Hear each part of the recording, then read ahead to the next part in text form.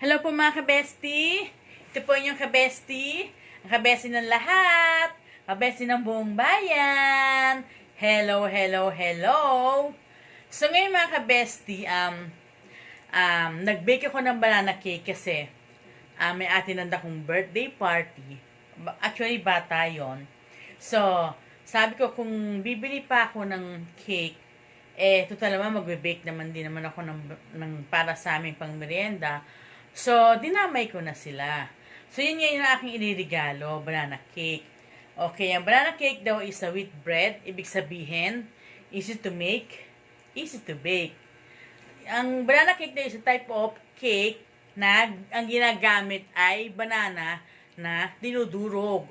Ito daw ay dinapay, subalit parang cake ang itsura. So, sabi nila, saan daw nag-originate ang banana cake? Ito po ay nag-originate sa United States of America. Main ingredient po ng banana cake is banana, wheat, water, and sugar. Pero ang type ng banana na yan is a sweet bread. Okay. Ang variation niya, pwede raw siyang lagyan ng banana raisin, pwede siyang lagyan ng nuts, pwede siyang lagyan ng chocolate chips. So, ngayon mga kabesti, ipakikita ko sa inyo kung paano ko siya ginawa. Actually, hindi ko lang na-prepare yung ibang dapat kong gawin kasi nga, madalian na. So, ngayon, pakikita ko sa inyo kung paano ko siya ginawa.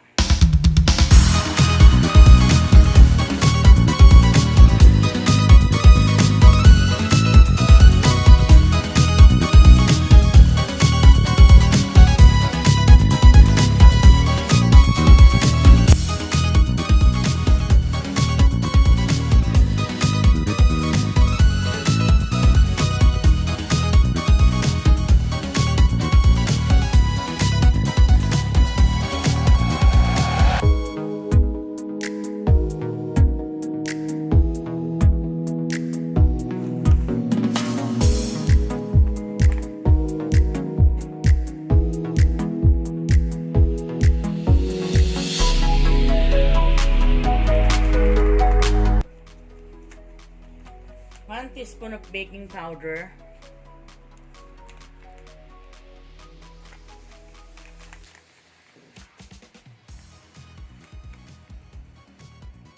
dry ingredients muna mga kabesi yung gagawin natin bago yung wet ingredients. Baking soda 1 teaspoon,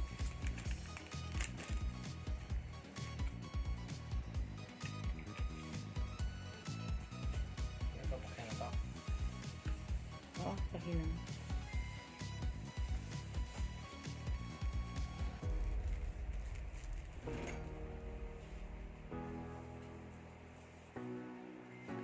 Pwede nyo na gamitan ng mga kabesti ng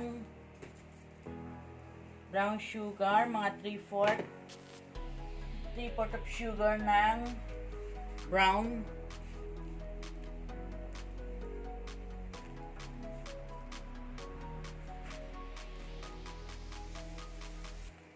By the way, mga kabesti, ginagawa pala natin is banana cake.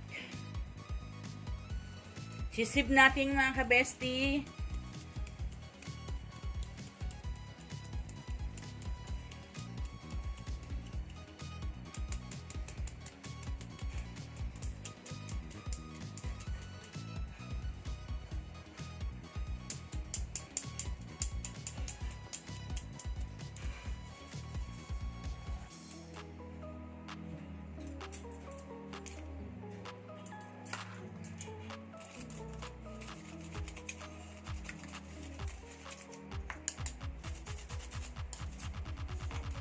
Okay.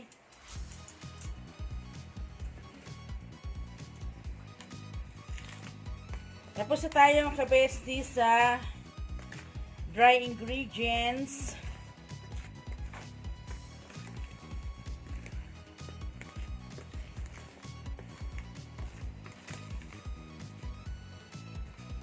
Dito tayo sa ating wet ingredients mga kabesti.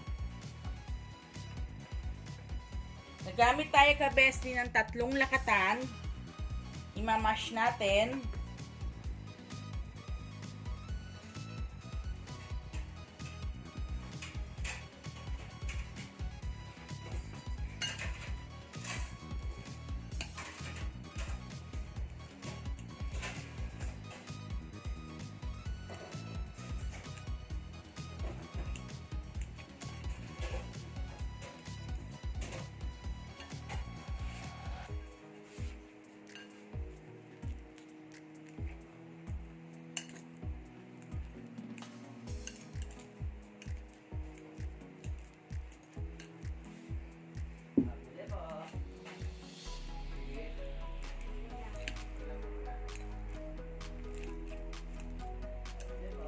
Yan.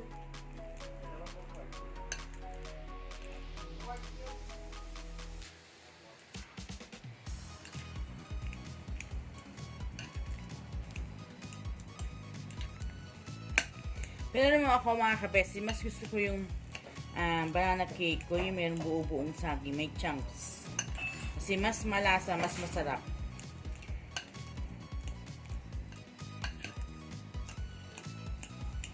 So ngayon, imamash natin yung ating lakatan na banana.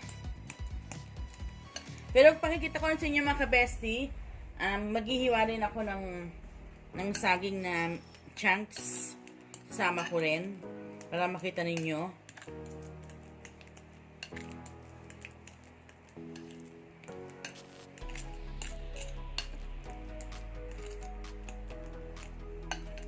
Yan. Namash na natin mga kabesti. So ngayon, kuha tayo ng itlog. 2 whole egg.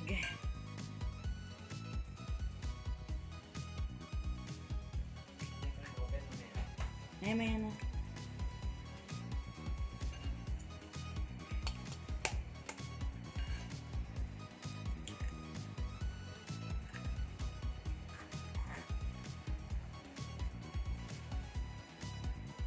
At 1 teaspoon of vanilla flavor.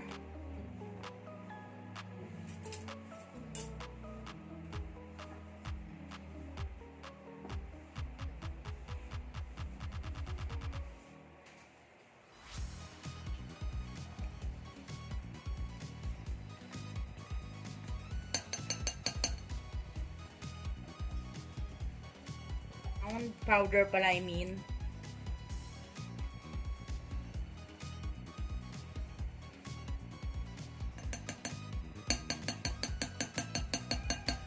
Mas malasa ito mga kabesti kasi may cinnamon, mas masarap. 1/3 of milk. Pakitunaw mo yung pala ano niyan. Oo.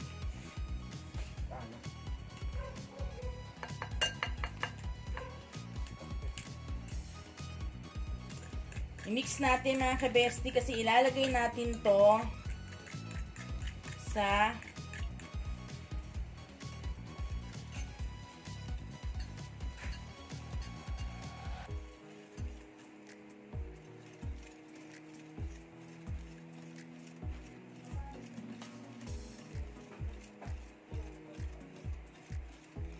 kung makikita nyo mga kabesti na medyo smooth na yung texture, pwede natin ilagay ito dun sa ating dry mix banana cake.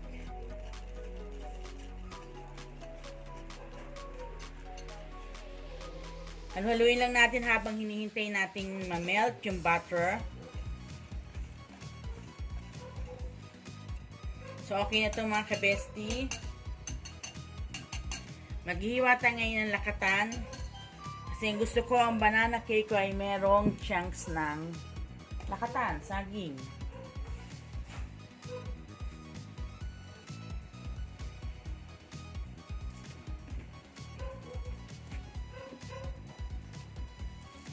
Tatlo rin mga kabesti. Sarap ng amoy. Bango-bango ng butter.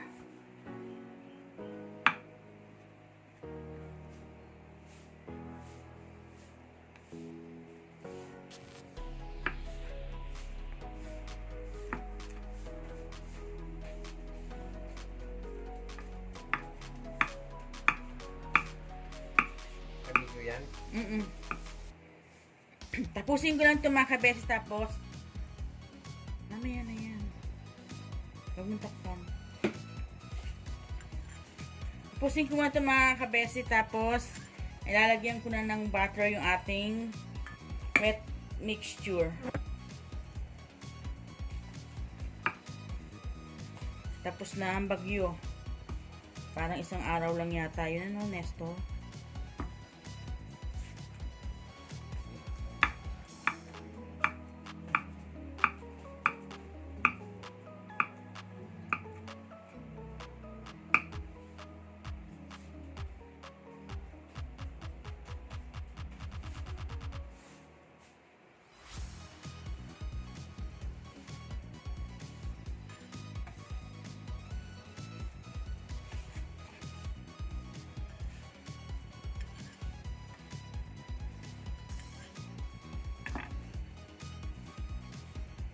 Diba?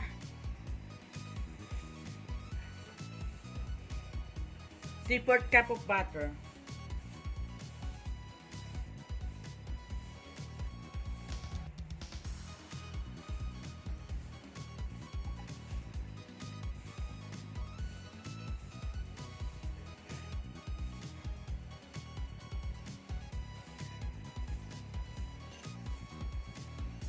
Lalagay na natin siya ngayon sa ating dry mixture at ating halu-haluin.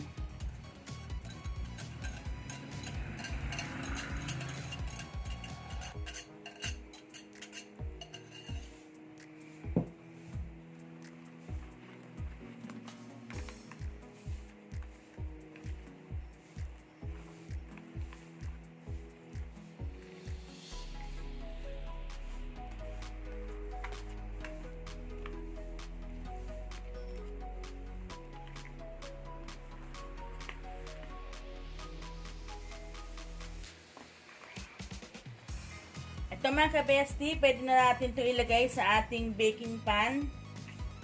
Pero, lagyan natin ng banana na buo para masarap.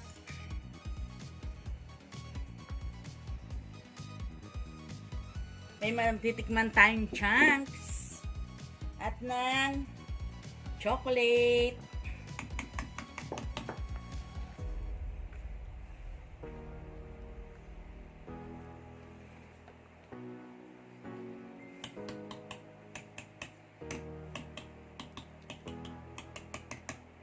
Ating ilalagay sa parang naamoy ko na. So yan ka-bestie, naisaling ko na.